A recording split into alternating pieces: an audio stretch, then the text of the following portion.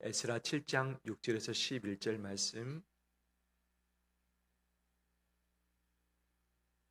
한 절씩 교독하겠습니다. 이 에스라가 바벨론에서 올라왔으니 그는 이스라엘 하나님 여호와께서 주신 모세의 율법에 익숙한 학자로서 이 하나님 여호와의 도우심을 입음으로 왕에게 구하는 것은 다 받는 자이더니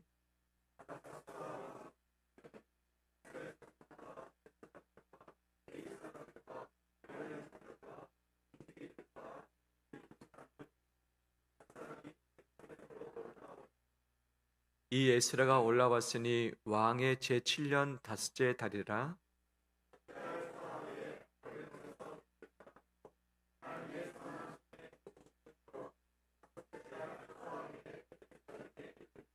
같이 읽겠습니다. 에스라가 여호와의 율법을 연구하여 준행하며 율례와 규례를 이스라엘에게 가르치기로 결심하였었더라. 아멘. 주의 이름으로 축복합니다. 서로 인사 나눌까요? 한 주간 고생 많이 하셨습니다.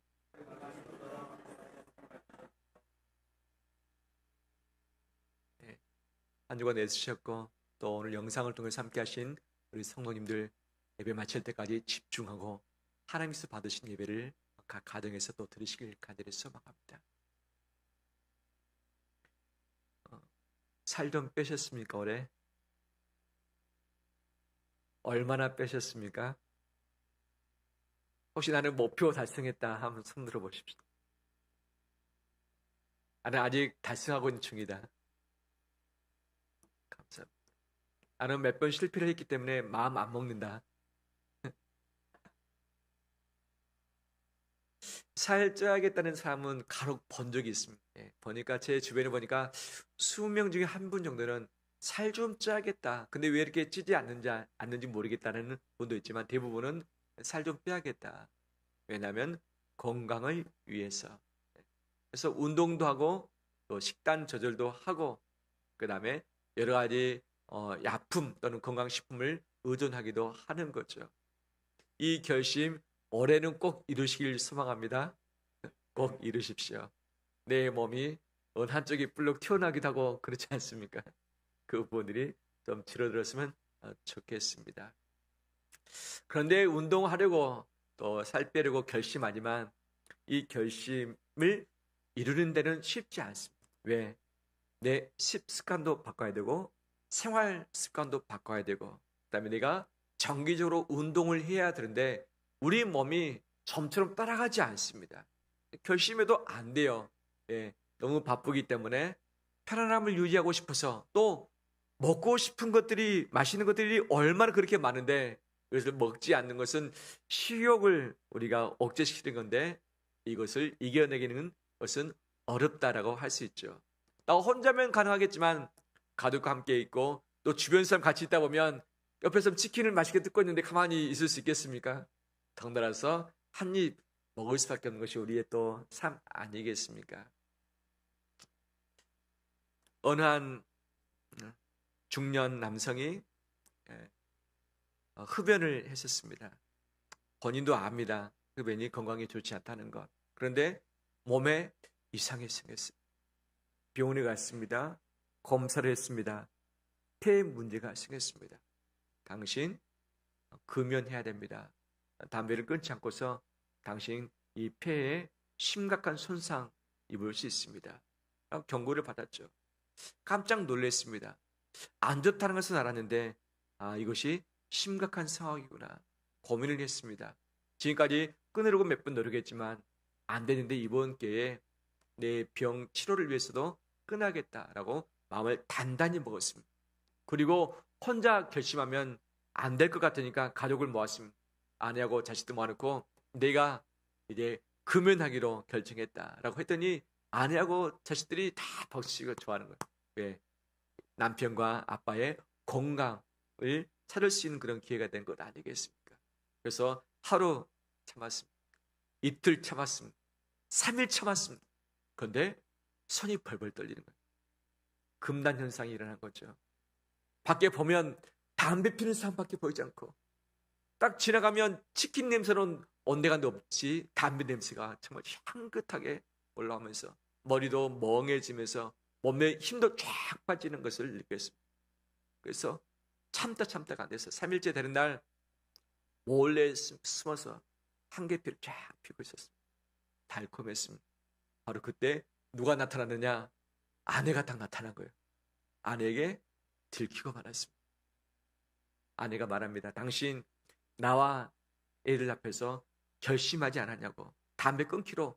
당신 건강도 안 좋은데 왜 지금 피우냐고. 라고 했더니 하는 말이 뭐냐. 내가 앞으로 담배를 안 피우고 있다 했지 내가 옆으로 안 피우고 있다 했느냐. 앞으로 물던 담배를 옆으로 물고서 피웠다가 하면 그만큼 결심은 이루기가 쉽지 않다라고 할 수 있는 것 아니겠습니까? 몸의 건강뿐이겠습니까? 마음의 건강도 역시 마찬가지죠. 요즘에는 몸이 아프기도 하지만 마음이 아플 때가 참 많이 있습니다. 우울증과 공황장애, 그리고 고독감, 분노의 마음, 그 다음에 홀로 된 듯한 이 외로움의 이 병들이 우리 안에 있고, 이것으로부터 자유할 수 있는 사람은 아무도 없습니다. 특히 일에 쫓길 때, 돈에 쫓길 때 이 마음이 답답하고 이 머리가 새하얘지면서 멍해져 버리고, 나도 내 마음을 어떻게 주체할 수 없이 내 마음이 자기 마음대로 움직여 버리는 것, 내가 큰 일을 저지를 것 같은 그런 위험한 순간들도 있는 것 아니겠습니까? 우리 몸을 관리할 뿐 아니라 마음을 계속해서 잘 관리해 나가는 우리 되길 간절히 원합니다. 마음을 좀 쉬게 해줘야지. 일과 돈의 관계에 쫓기지 않는 이 환경 구조를 만들어야 되는데, 이것을 위해서는 우리는 공간과 시간을 포기하면 가능한 것이죠. 왜 우리가 욕심을 내면서 쉬지 못하고 달려가며 왜 우리 마음이 계속 쫓기는가? 내가 원하는 시간, 내가 원하는 공간, 그 공간에 채워야 되는 그 어떤 것이 있는데, 이것을 위해서 일해야 되고, 이것을 위해서 돈 벌어야 되고, 이것을 위해서 내가 계속해서 달려가야 되는 것이죠. 하지만 내가 아쉽고 불편하고 우리 가족이 좀 힘들다 할지라도 시간은 포기해버리고 공간과 그 공간 안에 채워넣어야 할 그 물건들을 포기해버릴 때에 우리 마음은 쉼을 얻을 수 있고 여백을 가질 수 있고 그 안에서 마음이 정돈되기 시작하는 것이죠.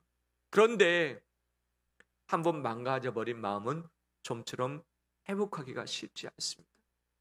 제가 알고 있는 어느 분도 벌써 마음의 병을 가진 지가 벌써 30년. 가끔 울면서 통화를 합니다. 내가 언제까지 이 약을 먹어야 되는지, 왜 내 마음은 이 모양인지, 남들은 행복한 것 같은데 나는 왜 고통 속에서 몸부림쳐야 되는지, 힘들 때 사람을 만나지 못하고, 힘들 때 밖을 나가지 못하고, 힘들 때 그 고통의 시간을 견뎌야 되는 바로 그 부분의 고통이 있는데 참 쉽지 않는 시간들을 살아가고 있습니다. 우리 마음이 건강함을 찾을 수 있도록, 주께서 주는 평강이 우리 가운데 있을 수 있도록 우리 마음을 주께 내어드리는 우리 되길 간절히 원합니다. 이 시간 잠깐 제가 기도하기를 원합니다. 우리 가슴에 손을 얹고서 기도하겠습니다. 하나님, 우리 마음이 아픕니다. 쫓기며 조급하고 답답하고 공허한 가운데, 우울 가운데, 분노 가운데, 상처 가운데, 답답함 가운데, 막막한 가운데 놓여 있는 것을 주께서 아시나이다. 성령 하나님께 우리의 마음을 내어드리오니 이 시간 어루만져 주시소. 고쳐 주시옵소서. 자유케 하여 주옵시고 평강을 주시옵시고 하나님만이 주실 수 있는 안정을 찾게 하여 주시옵소서. 우리 스스로 내 마음을 어떻게 다스릴지 알지 못하지만 주의 주권에 올려드리니 주여 우리 마음을 통치하시고 말씀 위에 바로 세워 역사해 주시옵소서. 예수님 이름으로 기도합니다. 아멘. 하나님은 분명 우리 마음도 치료하신 분인 줄 믿습니다.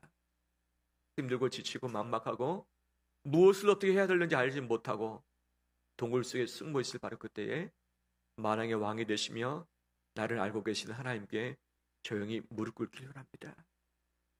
그럴 때는 기도도 안 나오죠. 기도도 안 나옵니다. 하지만 무릎 꿇고 잠잠히 그분 앞에 머물러 있을 때에 하나님 우리 마음을 다스리고 통치하기 시작하실 수 있습니다.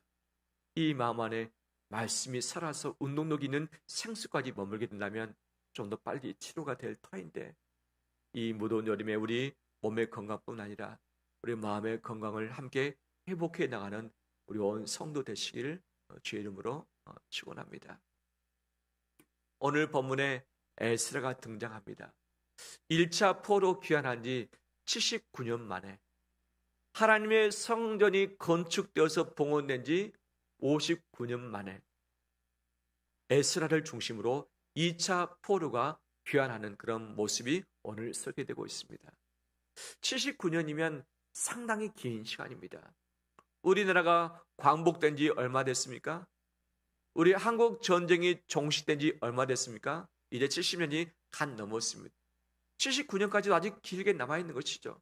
근데 79년 전에 이미 귀환을 했는데 79년 만에 성전이 이미 봉헌된 지 59년 만에 하나님은 제2차 포로 귀환을 계획을 하셨던 것이죠.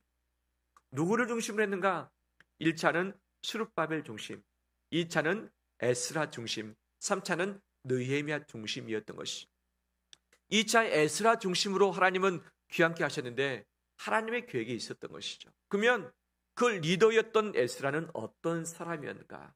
어떤 사람이었는가? 오늘 본문에 보면 6절에 이 에스라가 바벨론에서 올라왔으니, 이 바벨론 지역입니다. 당시 제국은 바사 제국, 페르시아 제국입니다. 그는 이스라엘의 하나님 여호와께서 주신 모세의 율법에 어떠한 사람입니까?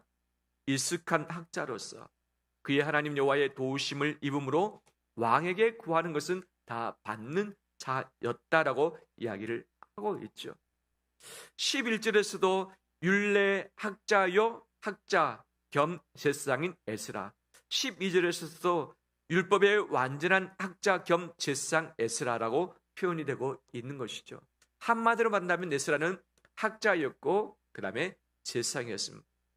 아론의 16대 손이었습니다. 그의 아버지가 제사장이었는데 이미 포로로 끌려갔고 바벨론에 살았던 것이죠.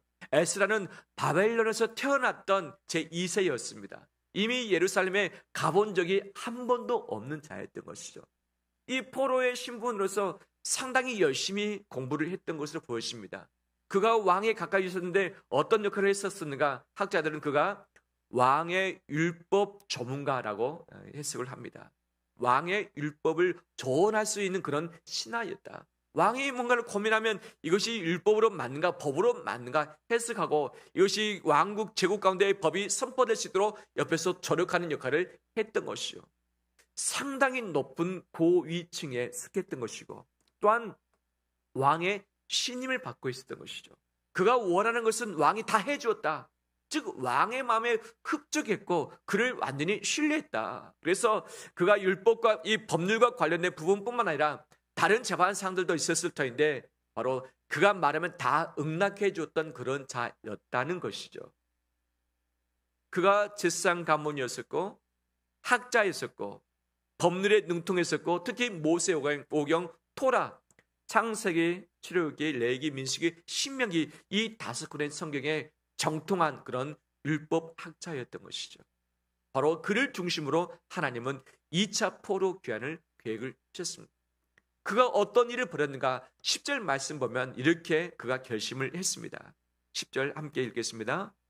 에스라가 여호와의 율법을 연구하여 준행하며 율과 규례를 이스라엘에게 가르치기로 결심하였었더라. 아멘. 그가 무엇을 결심합니까? 3가지를 결심합니다. 율례를 연구하여 준행하며 이것을 누구에게? 이스라엘 백성들에게 가르치기로 결심을 했다. 이 3가지 결심을 그가 딱 하는 것이죠. 이 마음은 하나님이 그에게 주신 마음입니다. 말씀을 연구하다 보니 하나님이 누구이신지 그분의 뜻이 무엇인지를 이미 알았고 그 선배들이 이미 1차 포로 귀환해서 성전을 세웠다고 하지만 들려오는 소식에 의하면 뭔가가 지금 문제가 생겼다는 것을 그가 알았던 것이죠. 아, 이스라엘 땅에 예루살렘에 문제가 생겼다.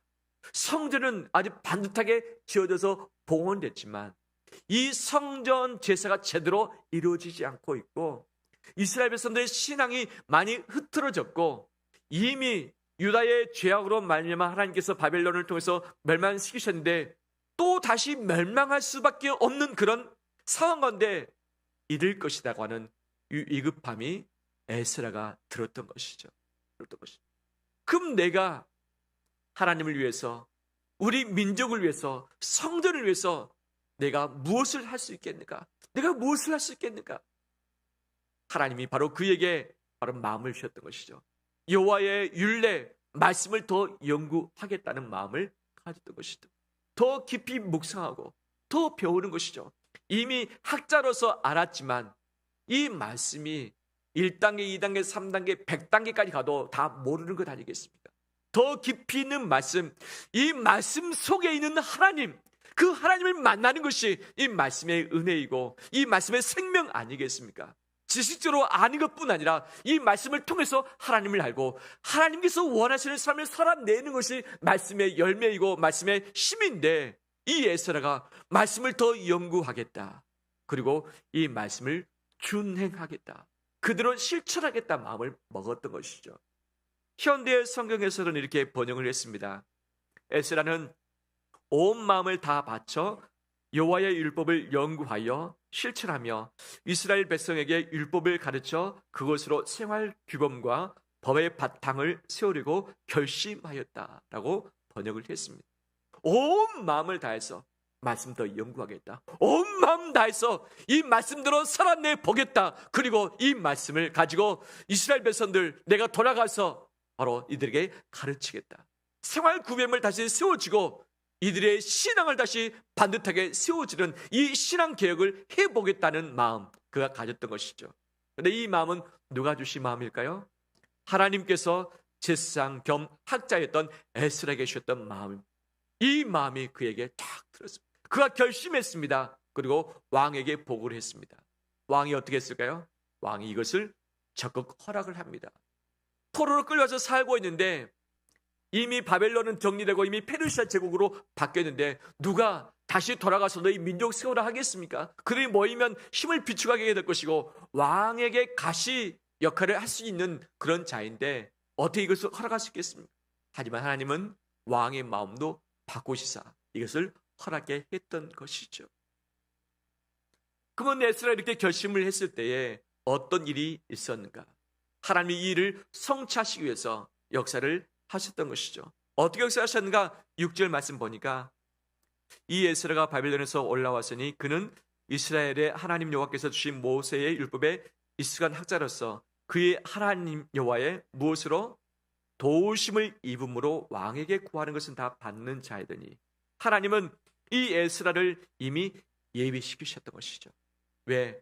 성전 건축만으로는 건물을 세우는 것만으로는 충분치 않다는 것을 아셨고 이미 바벨론 땅에서 태어났지만 하나님은 에스라를 미리 말씀으로 충분히 훈련시키시고 말씀에 반듯한 자로서 왕의 신뢰를 얻은 자로서 그의 인생을 예비하신 것 아니겠습니까? 하나님은 왕을 통해서 바로 그를 이미 도우시기로 작정을 하신 것이죠. 뿐만 아니라 9절 말씀 보니까 어떻게 귀환을 했는가? 첫째 달 초하루에 바벨론에서 길을 떠났고 하나님의 선한 손에 도우심을 입어 누구의 도우심? 하나님의 선한 손에 도우심을 입어 다섯째 달 초하루에 예루살렘에 이르니라. 이 첫째 달 초하루에 출발했습니다. 다섯째 달 초하루에 도착했습니다. 몇 개월 걸렸습니까? 4개월 걸렸던 것입니다. 이 거리가 얼마나 되는가? 여기가 광락길이기도 합니다. 1600km입니다. 몇 킬로요? 1600km. 서울에서 부산까지가 몇 킬로입니까? 대략 400km. 서울에서 부산에 4배가 되는 거리를 걸어왔다는 거죠. 1735명 남자만 돌아옵니다. 그러면 아내들과 자식까지 포함하면 더 많은 수가 되겠죠. 이들이 돌아올 때 어떻게 돌아옵니까? 그냥 돌아오지 않습니다. 이사를 하는 것입니다. 이사. 근데 이사는 그냥 가까운 곳에서 옮기는 것이 아니라 나라를 바꾸는 거잖아요. 나라를 바꾸는 이사를 했습니다. 자기 모든 걸 다 정리했을 것이고 가장 모든 것을 돈으로 다 바꿨을 것 아니겠습니까? 이 4개월 동안에 먹을 양식 준비를 했을 것이고 그 다음에 4개월 동안 움직일 수 있는 모든 스렛 준비를 다 한 것 아니겠습니까? 처다시기 때문에 빨리 가지 못했을 것입니다. 낮에는 더위 때문에 밤에는 추위 때문에 어려운 감도 있었겠지만 바로 그 위험한 길을, 도덕대가 있는 위험한 길을 왔던 것이죠. 4개월 만에. 제가 알고 있는 한 3년 되는 선배 형이 있습니다. 제가 중고등학교 때 함께 학교의 학생회를 섬겼던 그런 형이었습니다. 그런 약간 괴짝 계절이 있습니다. 어렸을 때 소아마비를 입어서 다리 한쪽이 좀 불편해서 좀 절룩거리는 그런 형이었고 그 다음에 이 몸집도 크지 않습니다. 아주 작지만 좀 단단한 그런 체구였던 것인데 좀 자기가 옳다고 생각하면 그대로 그냥 직진하는 그런 분이었습니다. 제가 고등학교 때 그분은 이미 고등학교를 졸업하고 청년이 됐습니다. 언제나 저를 찾아왔습니다. 서너 시간 동안 자기가 무슨 일을 했는지 여름에 이야기를 들려줬습니다. 뭐냐? 서울에서 부산까지 걸어가는 것을 결정했다. 서울에서 부산까지 무전여행을 한 거죠. 돈 없이. 이것이 가능하겠는가? 그 다리도 불편합니다. 오래 걷기에 쉽지 않습니다. 근데 그 여정을 이야기해 주는데 정말 소설 같은 이야기들이 저 귀에 들려왔습니다. 그런데 여름에 가기 때문에 땀도 팍 흘리고 비도 다 맞고 그다음에 어느 곳에 가서는 누군가가 집에서 재워져서 집에서 잤지만 잠잘 곳이 없을 때는 처마 밑에서 쪼그라져서 자기도 하고 그다음에 돈이 떨어져서 먹을 것이 없어서 이 굶주기도 했었고 발이 다 부러뜨가지고 도저히 걸을 수 없는 상황 그다음에 관절이 아파가지고 정말 고통 가운데 있는 그 생활이 있었었는데 내가 결심했기 때문에 내가 부산까지 가리라 라고 해서 그냥 걸어서 부산까지 갔다는 거죠. 할렐루야. 이야기 들으면서 참 대단하다. 근데 너무 괴짜다 라는 생각도 했습니다. 얼마 걸렸는가? 그때 제가 듣기로 한 달 걸렸다. 서울에서 부산까지 걸어서 한 달 동안 갔다는 것이죠.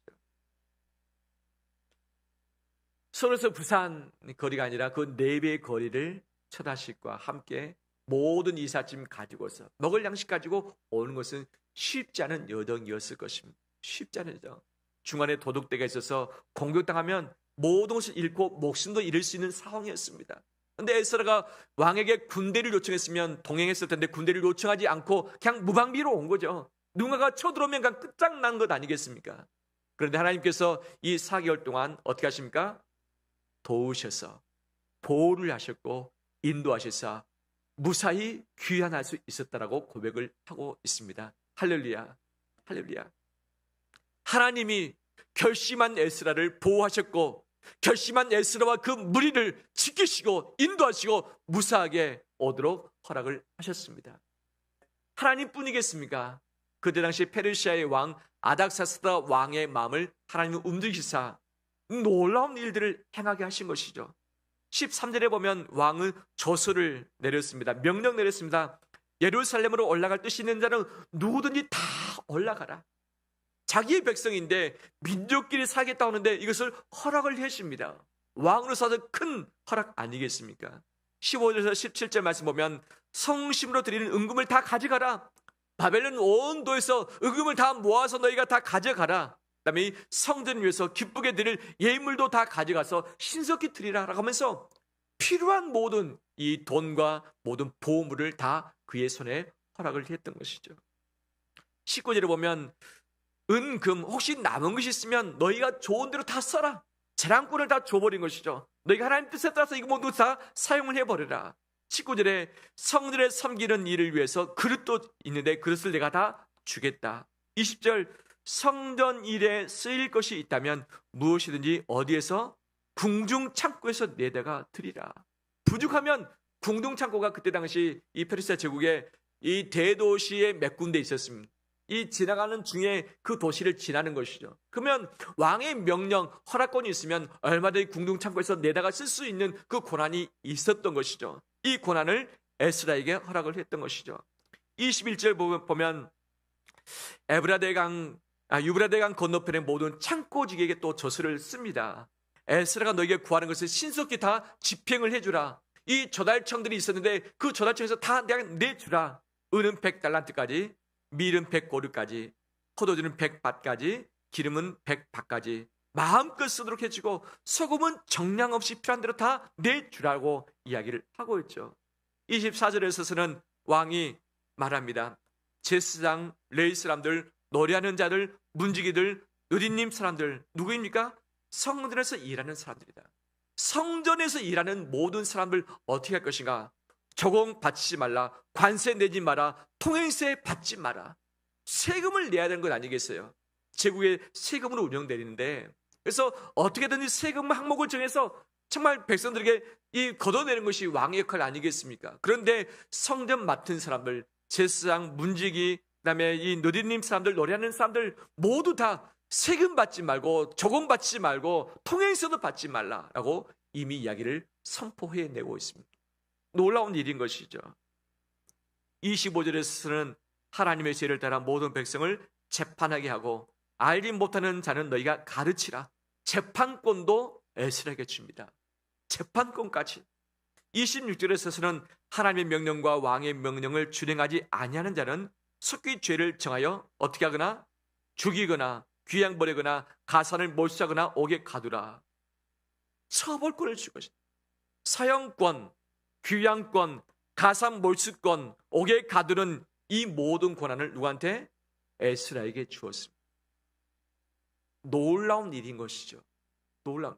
왕이 가지고 있는 재물, 왕이 가지고 있는 권력, 이 모든 것을 에스라에게 허락을 했습니다. 에스라가 이 왕의 곁에 있을 때 갖지 못했을 뿐인데 에스라가 결심을 했습니다. 결심했습니다. 그랬더니 왕은 그에게 모든 필요한 것들을 다 공급해주고 모든 권한을 그에게 전폭적으로 허락을 해주었던 것이죠. 할렐루야. 이런 귀한 하나님의 도우심과 이 세상의 힘, 이 재물의 역사가 우리의 삶 가운데서도 펼쳐지길 주의 이름으로 축원합니다. 하나님은 왜 직접 도우시고 그때 당시에 최고의 권력가인 왕의 힘을 통해서 에스라를 보호하시고 에스라에게 줄 수 있는 모든 것을 허락을 하셨을까? 에스라의 무엇 때문에? 결심 때문에. 에스라 이 결심을 다 행했습니까? 아직 행하지 않은 상황입니다. 아직 도착도 하지 않았고 아직 이스라엘 백성들에게 가르치지도 않았던 상황이었지만 하나님은 결심했었던 에스라에게 이 모든 것을 허락할 수 있도록 하셨습니다. 그 결심이 무엇인가? 하나님의 말씀을 연구하여 그것을 준행하며 이것을 가르치기로 결심했더라. 세 가지 결심이죠. 하나님이 이것을 오늘날에도 우리에게 요청하고 계신 줄 믿습니다. 인생의 문제, 신앙의 문제, 국가의 문제, 재정의 문제, 관계의 문제, 미래의 문제, 이 모든 나라의 문제, 이것을 어떻게 풀어갈 것인가? 정치인이 말하는 것과 경제인이 말하는 것, 학자들이 말하는 것은 서로 다 다릅니다. 풀어가는 방식이 다릅니다. 하지만 세상을 창조하시고 세상을 통치하신 하나님께서 이 모든 정치, 경제, 사회, 문화, 교육, 가정의 모든 문제를 무엇으로 풀어낼 수 있게 할 것인가? 이것이 말씀이라는 사실. 말씀, 왜? 말씀으로 창조하셨고 말씀의 기준 가지고 이 세상을 통치하시고 하나님 백성들에게 말씀을 주셨기 때문에 말씀을 알고 말씀을 배우고 말씀을 연구하고 말씀대로 살아낼 때에 우리의 삶이 풀어지며 형통케 되어지며 하나님의 은혜의 역사가 우리 가운데 임하게 된 줄 믿습니다. 이 세상은 다른 방식으로 풀어내라고 말하지만 하나님의 통치하는 이 나라, 이 세상 가운데 머물 때에 하나님의 방식과 기준과 규범 이것들로 살아낼 때에 우리 인생의 문제, 국가의 문제, 민족의 문제들이 풀어지게 될 줄 믿습니다. 이것을 위해서 결심했었던 에스라, 이것을 위해서 함께 마음을 모았던 제2차 포로 귀환 자들을 하나님이 지키시고 모든 필요를 채우시고 선한 길로 인도하시고 그를 보호해 주셨습니다. 우리가 결심할 때에 하나님이 일하기 시작하십니다. 우리가 결심할 때에 하나님이 일하기 시작하십니다. 무엇을 결심하셨습니까? 무엇을 결심하길 원하십니까? 올해 어떤 목표를 달성하길 원하십니까? 하나님의 말씀을 더 연구하고 그 말씀을 준행하며 이 말씀을 가르치는 것에 결심할 때에 주께서 일하실 줄 믿습니다. 성경 통독하는 것이 가장 기본이죠. 계속 열심히 하고 계신 분들 계신 거 감사드리고, 혹시 놓치고 있다면 다시 시작하시고, 아직 하지 않으셨다면 성경 통독하시면서 정독하십시오. 정독. 이 정독보다 더 좋은 것이 무엇이냐? 말씀을 입으로 읽으면서 소리를 내면서 읽는 것이 좀 더 집중할 수 있습니다. 집중할 수 있습니다. 그다음에 이해되지 않는 부분들이 있는데 웃으면 지나치지만 이해되지 않는 부분들을 좀 찾아보는 것이 필요하죠. 그래서 성경 관련 앱, 무료 앱들이 있는데 참 도움이 많이 되는 부분도 있습니다. 하지만 유튜브나 여러 사이트에서 있는 이 부분들은 잘못된 거리 진리들이 분명 같이 섞여져 있습니다. 이것을 분별을 해내야 되는데 그런 과제가 있긴 있지만 더 말씀을 깊이 연구하고 읽고 쓰고 묵상하고 배우는 것, 훈련받는 것, 이 부분을 우리가 주 앞에 마지막까지 포기치 않고 애써 나가는 우리 되길 원합니다. 하나님께서 내게 반복해서 말씀하신 것이 있습니다. 로고스의 말씀이 개인적으로 다가오는 것이 레마 말씀이라고 합니다. 레마 말씀. 성령께서 말씀을 통해서 내게 개인적으로 깨닫게 하시는 것, 느끼게 하시는 것들이 있어요, 없어요? 있어요. 있어요. 한 번이 아니라 두 번, 세 번씩 반복해서 내게 들려주신 메시지가 있습니다. 이것을 준행하라는 거죠. 준행하다. 이 가르치라의 단어가 뭔가, 이 어원이 소를 모으는 막대기, 이 어원과 동일합니다. 즉 소를 훈련시킬 때 막대기 가지고 훈련시킵니다. 소 안 가면 이래 하면서 딱 때리면 이 소가 말 듣지 않습니다. 오른쪽으로 가면 때리면 오른쪽으로 가고, 왼쪽으로 가면 왼쪽 가고, 일어서면 일어서고, 가만히 있으면 가만히 있는 것이죠. 말로 안 듣는 것이죠. 그러면 소가 주인의 말을 들을 때까지 이 막대기를 가지고서 이 치고 가르치고 순종케 하는 것 아니겠어요? 가르치는 것이 무엇인가? 이 말씀이 들려지는데 순종하지 않을 때 또 들려지고 또 들려지고, 이 말씀이 들려지는데 순종하지 않을 때 하나님께서 사랑의 매를 반드시 되는 것이죠. 가만히 안 두십니다. 사랑의 매를 대십니다. 매를 대. 이때 깨달아야죠. 깨달아야죠. 그리고 내 삶을 돌이켜서 그 말씀에 순복을 해내야지만 문제가 풀리고 어려움으로부터 탈피할 수 있고 하나님의 뜻들을 우리가 이루어갈 수 있을 줄 믿습니다. 준행하는 우리의 결단이 있길 간절히 원합니다. 우리의 자녀들을 가르치는 것은 부모의 책임입니다. 교회의 책임이기 전에 우선 부모의 책임인 것이죠.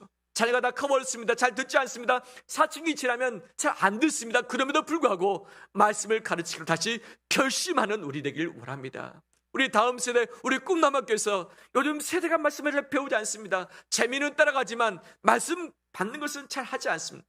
그럼에도 불구하고 수련회를 통해서 그 현장을 통해서 우리 자녀가 말씀을 배울 수 있도록, 들을 수 있도록, 훈련받을 수 있도록 부모가 배려해주고 기도해주며 정말 강권해서 그들을 이끌어 나가는 것이 우리의 사명인 줄 믿습니다. 자녀가 안 듣기 때문에 포기해버리는 것이 아니라 이것을 결심해 나가는 것이 우리에게 필요한 것이죠. 우리 꿈나무학교 얼마나 힘듭니까? 힘듭니까? 하지만 우리 자녀들을 가르치는 것, 다음 세대를 가르치는 것, 우리 교인들을 가르치는 이 부분을 마지막까지 포기치 않고 결심해 나가는 우리 되길 원합니다. 결심할 때에 하나님이 일하시고 기뻐하시고 우리 가운데 모든 필요한 것을 채우시고 하나님의 선하심을 우리 가운데 맛보게 하실 줄 믿습니다. 말씀을 마무리합니다. 성전을 건축함에 있어서 보여지는 건물만 세우는 것이 다가 아님을 하나님은 아셨습니다. 성경 중심의 신앙의 삶, 합당한 율법을 지키는 그 삶, 이것을 하나님이 원하셨던 것이죠. 그래서 2차 포로기한을 하나님 예비하시고 에스라에게 결심케 하시고 그 결심을 친히 이루어 주셨습니다. 수많은 결심이 우리 가운데 있습니다. 우리가 다이어트를 해야 되는, 살을 빼야 되는, 건강을 위해서, 내 인생 목표를 위해서, 학업을 위해서, 자녀를 위해서, 어떤 돈을 버는 것을 위해서, 내 미래를 위해서, 노후를 위해서 해야 될 결심들이 많이 있지만 수많은 결심보다도 하나님 아버지 앞에서 하나님이 원하시는, 하나님이 바라시는 그 결심을 결단을 하는 우리 되기를 원합니다. 이것을 행해 나갈 때 주께서 도우실 것이고 선하심으로 우리를 이끄실 줄 믿습니다.